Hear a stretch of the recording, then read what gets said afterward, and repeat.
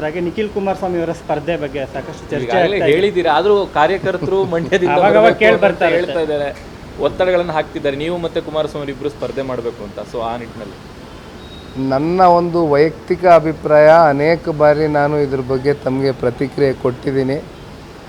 ನಾನು ಒಂದು ದಿವಸ ಒಂದು ಮಾತಾಡಿ ಮಾರನೇ ದಿವಸ ಇನ್ನೊಂದು ಬದಲಾವಣೆ ಮಾಡ್ತಕ್ಕಂಥ ವ್ಯಕ್ತಿತ್ವ ಅಲ್ಲ.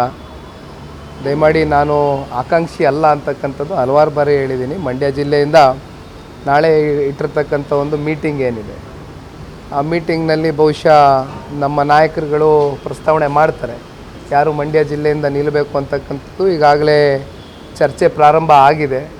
ಮಾನ್ಯ ದೇವೇಗೌಡರು ಸಾಹೇಬರು, ಕುಮಾರಣ್ಣ ಅವರು, ನಮ್ಮ ಲೋಕಲ್ ಲೀಡರ್ಸ್ ಏನಿದ್ದಾರೆ ಎಲ್ಲ ನಮ್ಮ ಕ್ಯಾಂಡಿಡೇಟ್ಗಳು ಯಾರ್ಯಾರಿದ್ದಾರೆ ಅವ್ರನ್ನೆಲ್ಲ ಕೂತ್ಕೊಂಡು, ಪ್ಲಸ್ಸು ಭಾಳ ಮುಖ್ಯವಾಗಿ ಬಿ ಜೆ ಪಿನಲ್ಲಿ ಇರ್ತಕ್ಕಂಥ ಕ್ಯಾಂಡಿಡೇಟ್ಸ್ ಇರ್ಬೋದು ಅಥವಾ ಕಾರ್ಯಕರ್ತರುಗಳಿರ್ಬೋದು, ಅವ್ರ ಭಾವನೆಗಳೇನಿದೆ ಅದನ್ನೆಲ್ಲ ಕಲೆ ಹಾಕಿ ultimately will take a call. Sir, Kumaraswamy ಅವರು ಮಂಡ್ಯದಿಂದ ಈಗ ನೀವು ಮಾಡಲ್ಲ ಅಂತ ಹೇಳ್ತಾ ಇದ್ದೀರಾ, ಆಕಾಂಕ್ಷಿ ಇಲ್ಲ ಅಂತ. ಬಟ್ ಕುಮಾರಸ್ವಾಮಿ ಅವರು ಆದರೆ ಸೆಂಟ್ರಲ್ ಮಿನಿಸ್ಟರ್ ಆಗ್ತಾರೆ ಅನ್ನುವಂತಹ ಲಾಭದ ಲೆಕ್ಕಾಚಾರದಲ್ಲಿ ಕಾರ್ಯಕರ್ತರು ನಾಯಕರು ಹೇಳ್ತಿದ್ದಾರೆ. ಸೊ ತಂದೆಯವರು ಸ್ಪರ್ಧೆ ಮಾಡೋ ಬಗ್ಗೆ ನಿಮ್ಮ ಅಭಿಪ್ರಾಯ ಏನು ಸರ್? ಇಲ್ಲ, ಇದ್ರ ಬಗ್ಗೆ ಇದೆಲ್ಲ ಸುಮ್ಮನೆ ಊಹಾಪೋಹದ ಮಾತುಗಳಷ್ಟೇ. ಸೊ ಇನ್ನೂ ಇದ್ರ ಬಗ್ಗೆ ಯಾವುದೇ ರೀತಿ ನಮಗೆ ಕ್ಲಾರಿಟಿ ಇಲ್ಲ. ಸ್ವಲ್ಪ ದಿನ ತಂದೆ ಸ್ಪರ್ಧೆ ಮಾಡಿದ್ರೆ ಖುಷಿನೇ ಸರ್ ನಿಮಗೆ?